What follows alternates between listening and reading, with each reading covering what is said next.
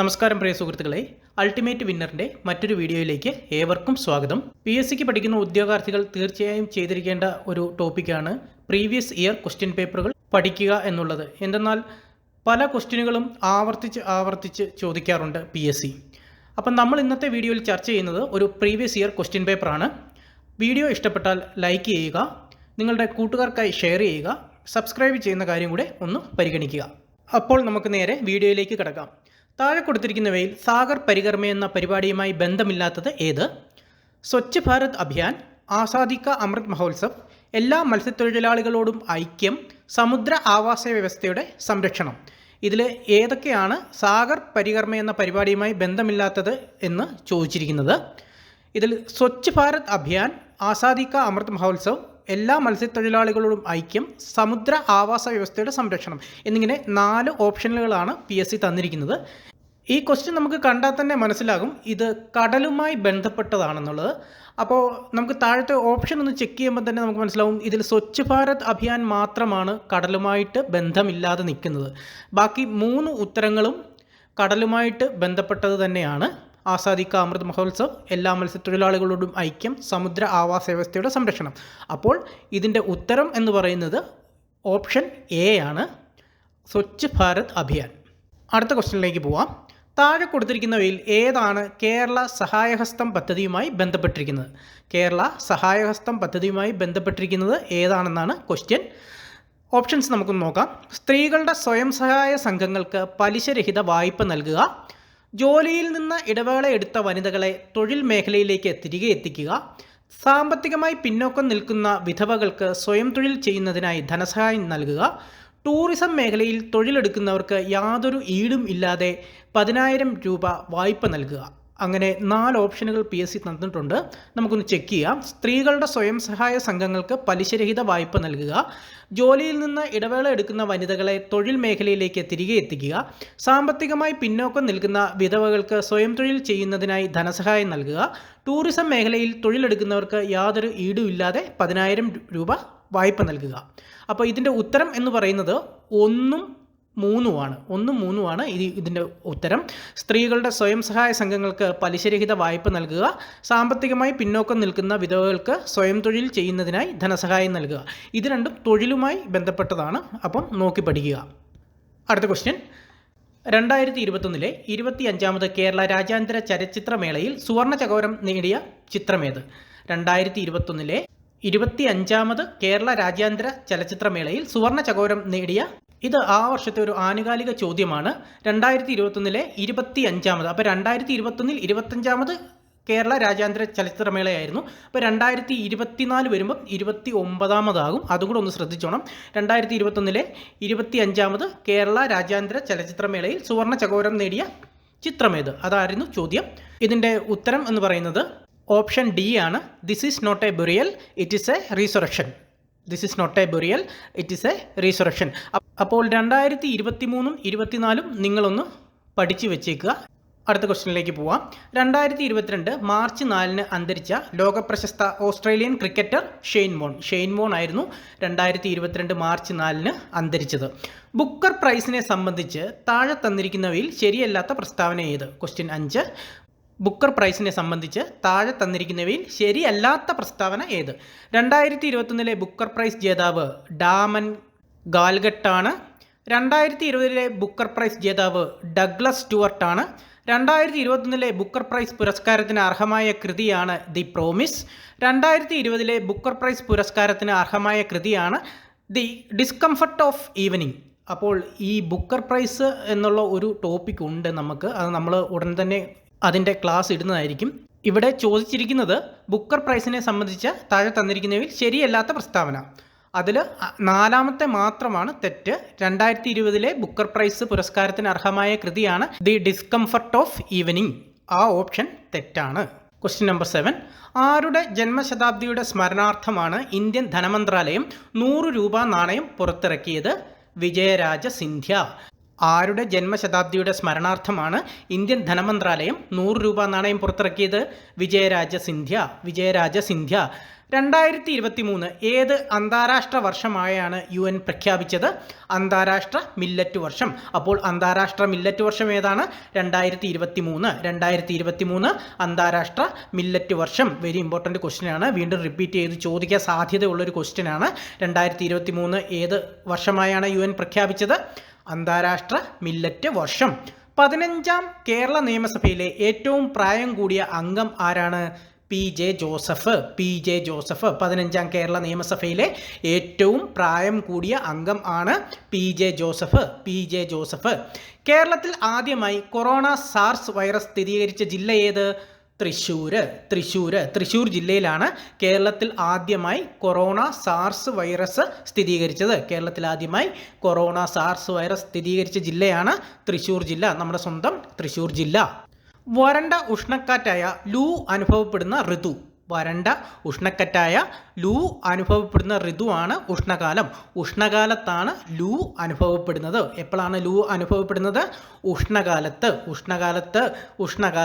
വരണ്ട ഉഷ്ണക്കാറ്റായ ലൂ അനുഭവപ്പെടുന്ന ഋതുവാണ് ഉഷ്ണകാലം. ഇപ്പോൾ വരണ്ട സമയം, മഴയില്ലാത്ത സമയം, അപ്പം ഉഷ്ണകാലം, അങ്ങനെ അങ്ങ് ചിന്തിച്ചാൽ മതി. ദേശീയ ജലപാത 1 അല്ലെങ്കിൽ NW1 ഏതൊക്കെ സ്ഥലങ്ങളെ ബന്ധിപ്പിക്കുന്നു? ഹാൽഡിയ അലഹബാദിനെ തമ്മിൽ ബന്ധിപ്പിക്കുന്ന ദേശീയ ജലപാതയാണ് ദേശീയ ജലപാത 1 അല്ലെങ്കിൽ NW1. ഉപദ്വീപീയ ഇന്ത്യയിൽ കൂടുതൽ കാണപ്പെടുന്ന നൈസർഗിക സസ്യജാലം ഏത്? ഉപദ്വീപീയ ഇന്ത്യയിൽ ഏറ്റവും കൂടുതൽ കാണപ്പെടുന്ന നൈസർഗിക സസ്യജാലമാണ് ഇലപൊഴിയും കാടുകൾ. ഉപദ്വീപീയ ഇന്ത്യയിൽ ഏറ്റവും കൂടുതൽ കാണപ്പെടുന്ന നൈസർഗിക സസ്യജാലമാണ് ഇലപൊഴിയും കാടുകൾ. പല ആവർത്തി ചോദിച്ചിട്ടുള്ള ക്വസ്റ്റ്യൻ ആണ്. ഉപദ്വീപീയ ഇന്ത്യയിൽ ഏറ്റവും കൂടുതൽ കാണപ്പെടുന്ന നൈസർഗിക സസ്യജാലമാണ് ഇലപൊഴിയും കാടുകൾ. ഞാനിതിങ്ങനെ റിപ്പീറ്റ് ചെയ്ത് പറയുന്നതുകൊണ്ട് ആർക്കും വിഷമമൊന്നും തോന്നണ്ട. എന്താണെന്ന് ചോദിച്ചു കഴിഞ്ഞാൽ, നിങ്ങൾ എത്ര തവണ ഇത് കേൾക്കുന്നോ അത്രയും തവണ നിങ്ങളുടെ മനസ്സിലേക്ക് ആഴത്തിൽ ഇറങ്ങും. അതുകൊണ്ടാണ് ഞാൻ വീണ്ടും റിപ്പീറ്റ് ചെയ്ത് പറയുന്നത്. അപ്പോൾ ഉപദ്വീപീയ ഇന്ത്യയിൽ ഏറ്റവും കൂടുതൽ കാണപ്പെടുന്ന നൈസർഗിക സസ്യജാലം ഏതാണ്? ഇലപൊഴിയും കാടുകൾ. 14. തന്നിരിക്കുന്ന പ്രസ്താവനകളിൽ ഹിമാലയത്തെ സംബന്ധിച്ച് തെറ്റായത് ഏത്? നമ്മുടെ ചാനലിൽ ഉടൻ തന്നെ ഹിമാലയത്തെക്കുറിച്ചുള്ള ഡീറ്റെയിൽ ആയിട്ടുള്ള ഒരു ക്ലാസ് വരുന്നുണ്ട്. അപ്പോൾ ഇവിടെ ചോദിച്ചിരിക്കുന്ന ക്വസ്റ്റ്യൻ, തന്നിരിക്കുന്ന പ്രസ്താവനകളിൽ ഹിമാലയത്തെ സംബന്ധിച്ച് തെറ്റായത് ഏതെന്നാണ്. തേയില കൃഷി ചെയ്യുന്ന മേഖലയാണ്. കുങ്കുമപ്പൂവ്, ഉരുളക്കിഴങ്ങ്, ബാർലി എന്നിവ കൃഷി ചെയ്യുന്നു. ഓറഞ്ച്, ആപ്പിൾ തുടങ്ങിയ ഫലവർഗ്ഗങ്ങൾ കൃഷി ചെയ്യുന്നുണ്ട്. പരുത്തി കൃഷി ചെയ്യുന്ന മേഖലയാണ്. ഇതിൽ ഓപ്ഷൻ ഡി ആണ് തെറ്റ്. ബാക്കി 3ഉം ശരിയായ പ്രസ്താവനയാണ്. എന്തെന്നാൽ തേയില കൃഷി ചെയ്യുന്നു. ആസാം ഹിമാലയത്തിൻ്റെ ഭാഗങ്ങളിൽ തേയില കൃഷി ചെയ്യുന്നുണ്ട്. കുങ്കുമപ്പൂവ്, ഉരുളക്കിഴങ്ങ്, ബാർലി. കുങ്കുമപ്പൂവ് നമ്മുടെ കാശ്മീരിൽ കൃഷി ചെയ്യുന്നുണ്ട്. ഓറഞ്ച്, ആപ്പിൾ ഹിമാചൽ പ്രദേശിൽ കൃഷി ചെയ്യുന്നുണ്ട്. അപ്പം തന്നിരിക്കുന്ന പ്രസ്താവനകളിൽ ഹിമാലയത്തെ സംബന്ധിച്ച് തെറ്റായത് ഏതാണ്? പരുത്തി കൃഷിക്ക് അനുയോജ്യമായ മണ്ണ് ഏതാണ്? പീറ്റ് മണ്ണ് അല്ലെങ്കിൽ കറുത്ത മണ്ണ് ഹിമാലയത്തിൽ കാണപ്പെടുന്നില്ല. അതുകൊണ്ട് പരുത്തി കൃഷി ചെയ്യുന്ന മേഖലയാണെന്നുള്ള ഓപ്ഷൻ തെറ്റാണ്. തന്നിരിക്കുന്ന പ്രസ്താവനയിൽ ഹിമാലയത്തെ സംബന്ധിച്ചുള്ള തെറ്റായ ഓപ്ഷനാണ് പരുത്തി കൃഷി ചെയ്യുന്ന മേഖല. ഹിമാലയത്തെ സംബന്ധിച്ചുള്ള ശരിയായ പ്രസ്താവനകൾ ഏതൊക്കെയാണ്? തേയില കൃഷി ചെയ്യുന്ന മേഖലയാണ്. കുങ്കുമപ്പൂവ്, ഉരുളക്കിഴങ്ങ്, ബാർലി എന്നിവ കൃഷി ചെയ്യുന്നു. ഓറഞ്ച്, ആപ്പിൾ തുടങ്ങിയ ഫലവർഗ്ഗങ്ങൾ കൃഷി ചെയ്യാറുണ്ട്. 15. ഇന്ത്യയിലെ പീഠഭൂമികളിൽ വലിപ്പം കൂടിയത് ഏത്? ഡെക്കാൻ പീഠഭൂമി. ഒരു 1000 വട്ടമെങ്കിലും PSC ഇത് ചോദിച്ചിട്ടുണ്ടാവും. ഇന്ത്യയിലെ പീഠഭൂമികളിൽ ഏറ്റവും വലിപ്പം കൂടിയത് ഡെക്കാൻ പീഠഭൂമി. ആവർത്തിച്ച് പറഞ്ഞു പഠിക്കുക. ഇന്ത്യയിലെ പീഠഭൂമികളിൽ ഏറ്റവും വലിപ്പം കൂടിയത് ഡെക്കാൻ പീഠഭൂമി. താഴെ നൽകിയിരിക്കുന്ന സൂചനകൾ വായിച്ച് വിള ഏതെന്ന് കണ്ടെത്തുക. അപ്പോൾ താഴെ കുറച്ച് സൂചനകൾ തന്നിട്ടുണ്ട്. അത് വായിച്ചിട്ട് വിള ഏതാണെന്ന് കണ്ടെത്താനാണ്. ഇന്ത്യയിൽ ഉൽപ്പാദനത്തിൽ 2ാം സ്ഥാനത്തുള്ള ഭക്ഷ്യവിള. ഇപ്പം തന്നെ നിങ്ങൾക്ക് പിടികിട്ടിക്കാണും. ഇന്ത്യയിൽ ഉൽപ്പാദനത്തിൽ 2ാം സ്ഥാനത്തുള്ള ഭക്ഷ്യവിള ഏതാണ്? അതെ, അത് തന്നെ, ഗോതമ്പ്. അപ്പോൾ 1ാം സ്ഥാനം ആർക്കാണ്? അരി. 1ാം സ്ഥാനം അരിയാണ്. അപ്പോൾ 2ാം സ്ഥാനം ഗോതമ്പാണ്. അപ്പോൾ ആ ഒരു ഓപ്ഷനിൽ നിന്ന് തന്നെ നിങ്ങൾക്ക് ഇതിൻ്റെ ഉത്തരം കിട്ടും. പിന്നെ റാബി വിളയാണ്. ഗോതമ്പ് ഒരു റാബി വിളയാണ്. 10 ഡിഗ്രി മുതൽ 26 ഡിഗ്രി സെൽഷ്യസ് വരെ താപവും 75 സെൻറ്റിമീറ്റർ മഴയും ആവശ്യമാണ്. ഉറപ്പായിട്ടും നിങ്ങൾക്ക് ഇത് പെട്ടെന്ന് തന്നെ കിട്ടുന്ന ഒരു ആൻസറാണ്. അപ്പോൾ താഴെ തന്നിരിക്കുന്ന സൂചനകൾ വായിച്ച വിള ഏതാണെന്ന് കണ്ടെത്തുക എന്ന് പറഞ്ഞിട്ട് ഓപ്ഷനിൽ ഇന്ത്യയിൽ ഉൽപ്പാദനത്തിൽ 2ാം സ്ഥാനത്തുള്ള ഭക്ഷ്യവിള എന്ന് കാണുമ്പോൾ തന്നെ ഓർത്തോണം അത് ഗോതമ്പാണെന്നുള്ളത്. ക്വസ്റ്റ്യൻ 17. വടക്ക് കിഴക്കൻ മൺസൂൺ കാലത്ത് കൂടുതൽ മഴ ലഭിക്കുന്ന ഇന്ത്യയിലെ ഭൂപ്രകൃതി വിഭാഗം ഏതാണെന്നുള്ളതാണ്. വടക്കു കിഴക്കൻ മൺസൂൺ കാലത്ത് കിഴക്കൻ തീരസമതലമാണ്. കിഴക്കൻ തീരസമതലത്താണ് വടക്ക് കിഴക്കൻ മൺസൂൺ, അല്ലെങ്കിൽ നമ്മളതിന് മറ്റൊരു പേര് പറയുന്നുണ്ട്. എന്താണ്? തുലാമഴ. തുലാമഴ. വടക്ക് കിഴക്കൻ മൺസൂൺ കാലത്ത് ഏറ്റവും കൂടുതൽ മഴ ലഭിക്കുന്ന ഇന്ത്യയിലെ ഭൂപ്രകൃതി വിഭാഗമാണ് കിഴക്കൻ തീരസമതലം. കിഴക്കൻ തീരസമതലം. Question number 18. തഞ്ചാവൂർ ഏത് നദീതീരത്ത് സ്ഥിതി ചെയ്യുന്നു? കാവേരി. കാവേരിയുടെ തീരത്തുള്ള ഒരു പട്ടണമാണ് തഞ്ചാവൂർ. കാവേരിയുടെ തീരത്തുള്ള ഒരു പട്ടണമാണ് തഞ്ചാവൂർ. തഞ്ചാവൂർ സ്ഥിതി ചെയ്യുന്നത് കാവേരി നദിയുടെ തീരത്താണ്. നദികൾ എന്ന ടോപ്പിക്ക് പഠിക്കുമ്പോൾ നമുക്കിതെല്ലാം കവർ ചെയ്ത് പോകാൻ പറ്റുന്നതാണ്. അപ്പോൾ തഞ്ചാവൂർ ഏത് നദീതീരത്ത് സ്ഥിതി ചെയ്യുന്നു എന്ന് ചോദിച്ചാൽ കാവേരി നദീതീരം. ചോദ്യം നമ്പർ 19. ലിപുലേഖ് ചുരം ബന്ധിപ്പിക്കുന്നത് ഏതൊക്കെ പ്രദേശങ്ങളെയാണ്? ലിപുലേഖ് ചുരം ബന്ധിപ്പിക്കുന്നത് ഏതൊക്കെ പ്രദേശങ്ങളെയാണ്? ഉത്തരാഖണ്ഡ്, ടിബറ്റ്. ഉത്തരാഖണ്ഡ്, ടിബറ്റ് എന്നീ പ്രദേശങ്ങളെ തമ്മിൽ ബന്ധിപ്പിക്കുന്ന ചുരമാണ് ലിപുലേഖ് ചുരം. ചുവടെ തന്നിരിക്കുന്ന നദികളിൽ അറബിക്കടലിൽ പതിക്കുന്നവ ഏതൊക്കെ? അറബിക്കടലിൽ പതിക്കുന്നവ ഏതൊക്കെ? അപ്പോൾ ചുവടെ തന്നിരിക്കുന്ന നദികളാണ് സിന്ധു, മഹാനദി, നർമ്മദ, പെരിയാർ. സിന്ധു, മഹാനദി, നർമ്മദ, പെരിയാർ. ഇത് പടിഞ്ഞാറോട്ട് ഒഴുകുന്ന നദികൾ ഏതൊക്കെയാണെന്ന് നോക്കിയാൽ മതി. ഇതിൽ സിന്ധു നദി പടിഞ്ഞാറോട്ട് ഒഴുകുന്ന നദിയാണ്.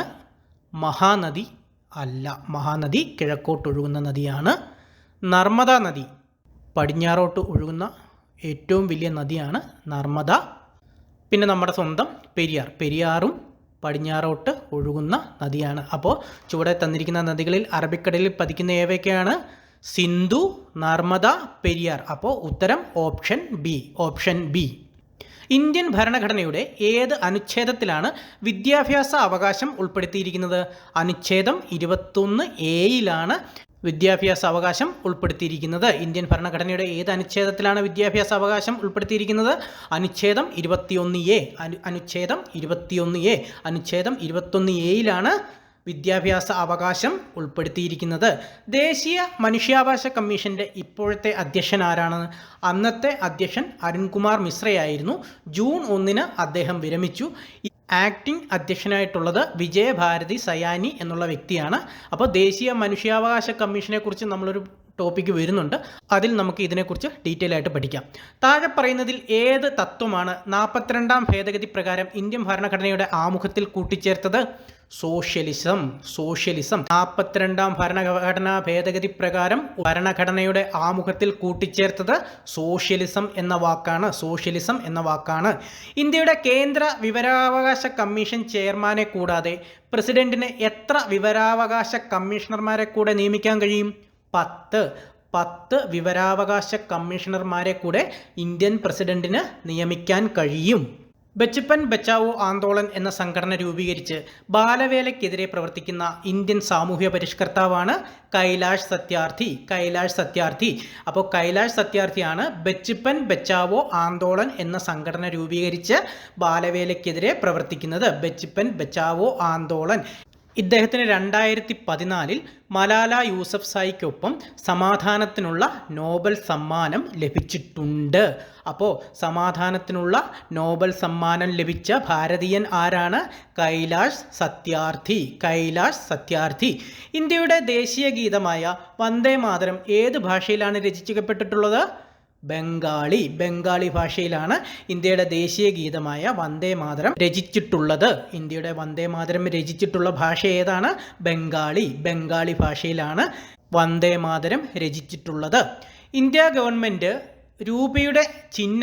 രൂപയുടെ ദേശീയ ചിഹ്നമായി സ്വീകരിച്ചത് എന്നാണ്? 2010 ജൂലൈ 15. 2010 ജൂലൈ 15 ഇന്ത്യയുടെ രൂപയുടെ ചിഹ്നം നിലവിൽ വന്നത്. രൂപയുടെ ചിഹ്നം നിലവിൽ വന്നത് 2010 ജൂലൈ 15. ജൂലൈ 15. ഈ രൂപയുടെ ചിഹ്നം ഡിസൈൻ ചെയ്തത് ആരാണെന്നറിയാം? പലവട്ടം ചോദിച്ചിട്ടുള്ള ഒരു ക്വസ്റ്റ്യനാണ്. രൂപയുടെ ചിഹ്നം രൂപകൽപ്പന ചെയ്തത് ആരാണെന്നുള്ളത് അറിയാവുന്നവരുണ്ടെങ്കിൽ ഒന്ന് കമൻറ്റ് ചെയ്യണേ. മൗലിക കടമകൾ ഏത് വിദേശ ഭരണഘടനയിൽ നിന്നാണ് ഇന്ത്യൻ ഭരണഘടന കടമെടുത്തിട്ടുള്ളത്? ഇന്ത്യൻ ഭരണഘടന കുറേ കാര്യങ്ങൾ മറ്റു ഭരണഘടനകളിൽ നിന്നും കടമെടുത്തിട്ടുണ്ട്. അപ്പോൾ ഇവിടെ ചോദിച്ചിരിക്കുന്നത് മൗലിക കടമകൾ ഏത് വിദേശ ഭരണഘടനയിൽ നിന്നാണ് ഇന്ത്യൻ ഭരണഘടന കടമെടുത്തിട്ടുള്ളത്? സോവിയറ്റ് യൂണിയൻ്റെ ഭരണഘടനയിൽ നിന്നാണ് മൗലിക കടമകൾ ഇന്ത്യ കടമെടുത്തിട്ടുള്ളത്. അപ്പം മൗലിക കടമകൾ കടമെടുത്തിട്ടുള്ളത് എവിടെ നിന്നാണ്? സോവിയറ്റ് യൂണിയനിൽ നിന്നാണ് ഇന്ത്യൻ ഭരണഘടന മൗലിക കടമകൾ കടമെടുത്തിട്ടുള്ളത്. 29. കേന്ദ്ര വിവരാവകാശ കമ്മീഷനുമായി ബന്ധപ്പെട്ട് ശരിയല്ലാത്ത പ്രസ്താവന ഏതെന്നുള്ളതാണ് പ്രസ്താവന ചോദ്യമാണ്. 2005 വിവരാവകാശ നിയമത്തിൻ്റെ അടിസ്ഥാനത്തിൽ രൂപീകരിച്ചു. ചെയർമാനെയും കമ്മീഷണർമാരെയും പ്രധാനമന്ത്രി നിയമിക്കുന്നു. 2005 ഒക്ടോബർ 24 നിലവിൽ വന്നു. ഈ വിവരാവകാശ കമ്മീഷനുമായി ബന്ധപ്പെട്ട ഒരു ക്ലാസ് നമ്മൾ ഉടൻ തന്നെ നമ്മുടെ ചാനലിൽ വരുന്നതായിരിക്കും. അതിൽ നമുക്ക് ഇതിനെക്കുറിച്ച് ഡീറ്റെയിൽ ആയിട്ട് പഠിക്കാം. ഇപ്പം നമുക്ക് ഇതിൽ ഉത്തരം ഏതാണെന്നൊന്ന് ചെക്ക് ചെയ്യാം. ശരിയല്ലാത്ത പ്രസ്താവന 2ഉം 3ഉമാണ്. 1 മാത്രമാണ് ശരി.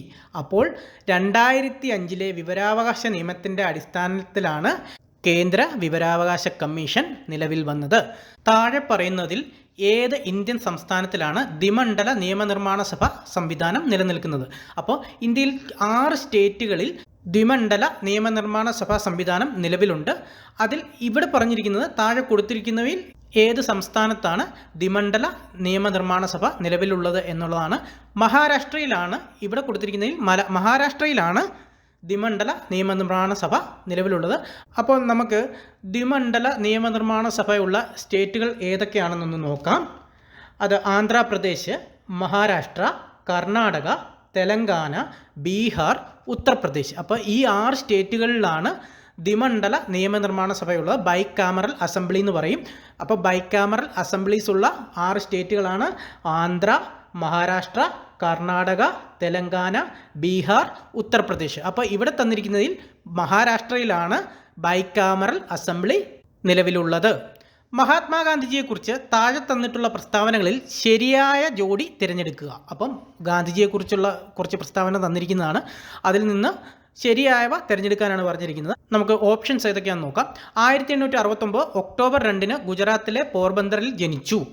2015 ജനുവരി 9 ദക്ഷിണാഫ്രിക്കയിൽ നിന്ന് ഇന്ത്യയിൽ തിരിച്ചെത്തി. സുരേന്ദ്രനാഥ് ബാനർജിയെ ഗാന്ധിജിയുടെ രാഷ്ട്രീയ ഗുരുവായി കണക്കാക്കുന്നു. അപ്പോൾ ഗാന്ധിജിയെക്കുറിച്ച് നമുക്ക് കുറേയേറെ പഠിക്കാനുണ്ട്. ഗാന്ധിജിയെക്കുറിച്ചുള്ള ക്ലാസ്സുകളും ഉടൻ വരുന്നതായിരിക്കും. അപ്പോൾ ഇതിലേതൊക്കെയാണെന്ന് നമുക്കൊന്ന് നോക്കാം. 1869 ഒക്ടോബർ 2 ഗുജറാത്തിലെ പോർബന്തറിൽ ജനിച്ചു. അത് ശരിയായിട്ടുള്ള പ്രസ്താവനയാണ്. 1915 ജനുവരി 9 ദക്ഷിണാഫ്രിക്കയിൽ നിന്ന് ഇന്ത്യയിൽ തിരിച്ചെത്തി. അതും ശരിയായ പ്രസ്താവനയാണ്. സുരേന്ദ്രനാഥ് ബാനർജിയെ ഗാന്ധിജിയുടെ രാഷ്ട്രീയ ഗുരുവായി കണക്കാക്കുന്നു. തെറ്റ്. ഗോപാലകൃഷ്ണ ഗോഖലെയാണ് ഈ ഗാന്ധിജിയുടെ രാഷ്ട്രീയ ഗുരു. അപ്പോൾ 1ഉം 2ഉമാണ് ശരിയായിട്ടുള്ള ആൻസർ. 1869 ഒക്ടോബർ 2 ഗുജറാത്തിലെ പോർബന്തറിൽ ജനിച്ചു. 1915 ജനുവരി 9 ദക്ഷിണാഫ്രിക്കയിൽ നിന്ന് ഇന്ത്യയിൽ തിരിച്ചെത്തി. മഹാത്മാഗാന്ധിജിയെക്കുറിച്ചുള്ള പ്രസ്താവനകളിൽ ശരിയായിട്ടുള്ള പ്രസ്താവനകൾ 1ഉം 2ഉമാണ്. 1919 ജാലിയൻ വാലാബാഗ് കൂട്ടക്കൊലയുമായി ബന്ധപ്പെട്ട് ശരിയായ ജോഡി കണ്ടെത്തുക. ബ്രിട്ടീഷ് ഗവൺമെൻറ് പാസാക്കിയ റൗലറ്റ് ആക്ടുമായി ബന്ധപ്പെട്ടതാണ് ഇത്. കൂട്ടക്കൊലയെക്കുറിച്ച് അന്വേഷിക്കാൻ സർക്കാർ സൈമൺ കമ്മീഷനെ നിയമിച്ചു. കൂട്ടക്കൊലയിൽ പ്രതിഷേധിച്ച് രവീന്ദ്രനാഥ ടാഗോർ സർ സ്ഥാനം ഉപേക്ഷിച്ചു. നമുക്കതൊന്ന് ചെക്ക് ചെയ്യാം. ബ്രിട്ടീഷ് ഗവൺമെൻറ് പാസാക്കിയ റൗലറ്റ് ആക്ടുമായി ബന്ധപ്പെട്ടതാണ്. ഓപ്ഷൻ ശരിയാണ്. കൂട്ടക്കൊലയെക്കുറിച്ച് അന്വേഷിക്കാൻ സർക്കാർ സൈമൺ കമ്മീഷനെ നിയമിച്ചു. തെറ്റ്. കൂട്ടക്കൊലയിൽ പ്രതിഷേധിച്ച് രവീന്ദ്രനാഥ ടാഗോർ സർ സ്ഥാനം ഉപേക്ഷിച്ചു. ശരിയായ ഓപ്ഷൻ. അപ്പോൾ ഓപ്ഷൻസ് ഏതൊക്കെയാണ്? 1ഉം 3ഉമാണ് ശരിയായിട്ടുള്ള ഓപ്ഷനുകൾ. അപ്പോൾ ഉത്തരം ഡി ആണ്. 2019 ജാലിയൻ വാലാബാഗ് കൂട്ടക്കൊലയുമായി ബന്ധപ്പെട്ട ശരിയായ ജോഡികൾ ബ്രിട്ടീഷ് ഗവൺമെൻറ് പാസാക്കിയ റൗലറ്റ് ആക്ടുമായി ബന്ധപ്പെട്ടുള്ളതാണിത്. കൂട്ടക്കൊലയിൽ പ്രതിഷേധിച്ച് രവീന്ദ്രനാഥ ടാഗോർ സർ സ്ഥാനം ഉപേക്ഷിച്ചു. 34 ഭാഷാടിസ്ഥാനത്തിലുള്ള സംസ്ഥാന രൂപവൽക്കരണവുമായി ബന്ധപ്പെട്ട് ശരിയായ ഉത്തരം തിരഞ്ഞെടുത്തെഴുതുക. വീണ്ടും പ്രസ്താവന ചോദ്യം. ഭാഷാടിസ്ഥാനത്തിലുള്ള സംസ്ഥാന രൂപീകരണവുമായി ബന്ധപ്പെട്ട ശരിയായ ഉത്തരം തിരഞ്ഞെടുത്ത് എഴുതുക. ഇന്ത്യൻ ഭാഷാടിസ്ഥാനത്തിൽ രൂപം കൊണ്ട ആദ്യ സംസ്ഥാനമാണ് ഡൽഹി. തെറ്റ്. പൊട്ടത്തെറ്റ്. 1956 നവംബർ 1-ാം തീയതി ഭാഷാടിസ്ഥാനത്തിൽ ഇന്ത്യൻ സംസ്ഥാനങ്ങളെ പുനഃസംഘടിപ്പിച്ചു. ഉത്തരം ശരിയാണ്. 1956 നവംബർ 1-ാം തീയതിയാണ് ഭാഷാടിസ്ഥാനത്തിൽ ഇന്ത്യൻ സംസ്ഥാനങ്ങളെ പുനഃസംഘടിപ്പിച്ചത്. ഭാഷാടിസ്ഥാനത്തിലുള്ള സംസ്ഥാന രൂപവൽക്കരണ കമ്മീഷന്റെ അധ്യക്ഷൻ ഡോക്ടർ ഫസൽ അലിയാണ്. ശരിയായ ഉത്തരം. അപ്പോൾ ഇതിലെ ഓപ്ഷൻ എ ആണ് ഉത്തരം. ഭാഷാടിസ്ഥാനത്തിലുള്ള സംസ്ഥാന രൂപവൽക്കരണവുമായി ബന്ധപ്പെട്ട് ശരിയായ ഉത്തരം തിരഞ്ഞെടുത്തെഴുതുക. ഇന്ത്യയിൽ ഭാഷാടിസ്ഥാനത്തിൽ രൂപം കൊണ്ട ആദ്യ സംസ്ഥാനമാണ് ഡൽഹി. അത് തെറ്റാണ്. ഇന്ത്യയിൽ ഭാഷാടിസ്ഥാനത്തിൽ രൂപം കൊണ്ട ആദ്യ സംസ്ഥാനം ആന്ധ്രാപ്രദേശാണ്. 1956 നവംബർ 1-ാം തീയതി ഭാഷാടിസ്ഥാനത്തിൽ ഇന്ത്യയിൽ സംസ്ഥാനങ്ങളെ പുനഃസംഘടിപ്പിച്ചു. ഭാഷാടിസ്ഥാനത്തുള്ള സംസ്ഥാന രൂപവൽക്കരണ കമ്മീഷന്റെ അധ്യക്ഷൻ ഫസൽ അലിയാണ്. ചോദ്യം 35. 1857 കലാപവുമായി ബന്ധപ്പെട്ട കേന്ദ്രങ്ങളും അവിടുത്തെ കലാപ നേതാക്കളും എന്ന ഗ്രൂപ്പിൽ ശരിയായ ജോഡി തിരഞ്ഞെടുക്കുക. വീണ്ടും പ്രസ്താവന ക്വസ്റ്റ്യൻ. ഡൽഹി ബീഗം ഹസ്രത്ത് മഹൽ, ഝാൻസി റാണി ലക്ഷ്മിഭായി, കാൺപൂർ നാനാ സാഹേബ്. ഇതിൽ ഒന്നാമത്തെ ജോഡിയാണ് തെറ്റ്. ഡൽഹിയിൽ ബീഗം ഹസ്രത്ത് മഹൽ അല്ല, ജനറൽ ഭക്ത് ഖാനും ബഹദൂർ ഷാ രണ്ടാമനുമായി ആയിരുന്നു ഡൽഹിയിൽ നേതൃത്വം കൊടുത്തത്. ഝാൻസിയിൽ റാണി ലക്ഷ്മിഭായി, കാൺപൂരിൽ നാനാ സാഹിബ്. അപ്പോൾ ഇതിൻ്റെ ഉത്തരം ഓപ്ഷൻ ബി ആണ്. താഴെ തന്നിരിക്കുന്ന സാമൂഹിക മത പരിഷ്കരണ പ്രസ്ഥാനങ്ങളും അവയുടെ സ്ഥാപകരും എന്ന ഗ്രൂപ്പിൽ ശരിയായ ജോഡി തിരഞ്ഞെടുക്കുക. Seva Samiti NM Joshi, servants of India society Gopalakrishna Gokhale, ആര്യസമാജം സ്വാമി ദയാനന്ദ സരസ്വതി. ഇതിൽ ഓപ്ഷൻ എ ആണ് തെറ്റ്. സേവാസമിതി MN ജോഷി എന്ന ഓപ്ഷനാണ് തെറ്റ്. സേവാസമിതി 1914 അലഹബാദിൽ സ്ഥാപിച്ചത് ഹൃദയാനന്ദ് കുൻസ്രു എന്ന വ്യക്തിയാണ്. അപ്പോൾ ഇതിൽ തന്നിരിക്കുന്നതിൽ ഓപ്ഷൻ എ തെറ്റാണ്. സെർവൻസ് ഓഫ് ഇന്ത്യ സൊസൈറ്റി സ്ഥാപിച്ചത് ഗോപാലകൃഷ്ണ ഗോഖലെ, ആര്യസമാജം സ്ഥാപിച്ചത് സ്വാമി ദയാനന്ദ സരസ്വതി എന്നീ രണ്ട് ഉത്തരങ്ങളാണ് ശരി. അപ്പോൾ ഓപ്ഷൻ ബി ആണ് ഇവിടെ ശരിയായിട്ട് വന്നിരിക്കുന്നത്. ഡൽഹൌസി പ്രഭുവുമായി ബന്ധപ്പെട്ട് തന്നിട്ടുള്ള പ്രസ്താവനകളിൽ നിന്ന് ശരിയായ ഉത്തരം കണ്ടെത്തുക. മുംബൈ മുതൽ താനെ വരെയുള്ള ഇന്ത്യയിലെ ആദ്യ റെയിൽവേ ലൈൻ നിർമ്മിച്ചത് ഇദ്ദേഹത്തിൻ്റെ കാലത്താണ്. ആധുനിക ഇന്ത്യയുടെ നിർമ്മാതാവ് എന്ന് വിശേഷിക്കപ്പെട്ടു. സതി സമ്പ്രദായം, ശിശുഹത്യ എന്നിവ നിരോധിച്ചത് ഇദ്ദേഹത്തിൻ്റെ കാലത്താണ്. അപ്പോൾ മുംബൈ മുതൽ താനെ വരെയുള്ള ഇന്ത്യയിലെ ആദ്യത്തെ റെയിൽവേ ലൈൻ, അപ്പോൾ ഇന്ത്യയിലെ ആദ്യത്തെ റെയിൽവേ ലൈൻ എവിടെ വരെയായിരുന്നു? മുംബൈ മുതൽ താനെ വരെ നിർമ്മിച്ചത് ഇദ്ദേഹത്തിൻ്റെ കാലത്താണ്. ഓപ്ഷൻ എ കറക്റ്റാണ്. ആധുനിക ഇന്ത്യയുടെ നിർമ്മാതാവ് എന്ന് വിശേഷിക്കപ്പെട്ടു, അതും ശരിയാണ്. സതി സമ്പ്രദായം, ശിശുഹത്യ എന്നിവ നിരോധിച്ചത് ഇദ്ദേഹത്തിൻ്റെ കാലത്താണ്. തെറ്റ്. സതി സമ്പ്രദായവും ശിശുഹത്യ എന്നിവ നിരോധിച്ചത് ആരാണ്? അതെ, 1828 വില്യം ബെൻഡിക് പ്രഭുവാണ് സതി നിർത്തലാക്കിയത്. സ്വാതന്ത്ര്യാനന്തര ഇന്ത്യയിലെ നാട്ടുരാജ്യ സംയോജന പ്രക്രിയയിൽ പങ്കുവഹിച്ച വ്യക്തികളുടെ ഗ്രൂപ്പിൽ നിന്ന് ശരിയായ ജോഡി തിരഞ്ഞെടുക്കുക. VP Menon, JP Kripalani, Sardar Vallabhbhai Patel. അപ്പോൾ ആരൊക്കെയാണ് നാട്ടുരാജ്യ സംയോജന പ്രക്രിയയിൽ പങ്കെടുത്തതെന്നാണ്? അത് VP മേനോനും സർദാർ വല്ലഭായ് പട്ടേലുമാണ്. VP Menon and Sardar Vallabhbhai Patel. രവീന്ദ്രനാഥ ടാഗോറും ദേശീയഗാനവും എന്ന വിഭാഗത്തിൽ ശരിയായവ ഏതെന്നുള്ളതാണ് അടുത്ത ക്വസ്റ്റ്യൻ. ഇന്ത്യയുടെ ദേശീയഗാനം രചിച്ചത് രവീന്ദ്രനാഥ ടാഗോറാണ്. ശരിയായ ഉത്തരം. ബംഗ്ലാദേശിൻ്റെ ദേശീയഗാനമായ അമർ സോനാർ ബംഗ്ലയുടെയും രചന ടാഗോറാണ് നിർവഹിച്ചത്. അതും ശരിയാണ്. 55 സെക്കൻഡ് കൊണ്ടാണ് ദേശീയഗാനം പാടിത്തീരുക. തെറ്റ്. അപ്പോൾ ഇതിൽ ഓപ്ഷൻ 1ഉം 2ഉം ആണ് ശരി. അപ്പോൾ ഉത്തരം എ ആണ് ശരി. ഇന്ത്യയുടെ ദേശീയഗാനം രചിച്ചത് രവീന്ദ്രനാഥ ടാഗോറാണ്. ബംഗ്ലാദേശിൻ്റെ ദേശീയഗാനമായ അമർ സോനാർ ബംഗ്ലയും രചിച്ചത് രവീന്ദ്രനാഥ ടാഗോറാണ്. വർത്തമാന പത്രവുമായി ബന്ധപ്പെട്ട് ശരിയായ ഉത്തരം കണ്ടെത്തുക. ബംഗാൾ ഗസറ്റാണ് ഇന്ത്യയിലെ ആദ്യത്തെ ദിനപത്രം. ശരിയായ ഓപ്ഷനാണ്. മുംബൈ സമാചാർ പ്രസിദ്ധീകരണം തുടരുന്ന ഇന്ത്യയിലെ ഏറ്റവും പഴക്കമുള്ള ദിനപത്രമാണ്. ശരിയാണ്. ഹിന്ദി ഭാഷയിലാണ് മുംബൈ സമാചാർ പ്രസിദ്ധീകരിക്കുന്നത്. തെറ്റ്. മുംബൈ സമാചാർ ഗുജറാത്തി ആൻഡ് ഇംഗ്ലീഷ് ലാംഗ്വേജിലാണ് പ്രസിദ്ധീകരിക്കുന്നത്. അപ്പോൾ ഓപ്ഷൻ ഡി ആണ് ശരി. ബംഗാൾ ഗസറ്റാണ് ഇന്ത്യയിലെ ആദ്യത്തെ ദിനപത്രം. മുംബൈ സമാചാർ പ്രസിദ്ധീകരണം തുടരുന്ന ഇന്ത്യയിലെ ഏറ്റവും പഴക്കമുള്ള ദിനപത്രമാണ്. കേരളത്തിലെ പൊതുമേഖലാ സ്ഥാപനങ്ങളുടെയും അവ സ്ഥിതി ചെയ്യുന്ന സ്ഥലങ്ങളുടെയും പട്ടികയിൽ ശരിയായ ജോഡി തിരഞ്ഞെടുക്കുക. Hindustan news print Kottayam, HMD limited Ernakulam, Hindustan organic chemicals limited Thiruvananthapuram.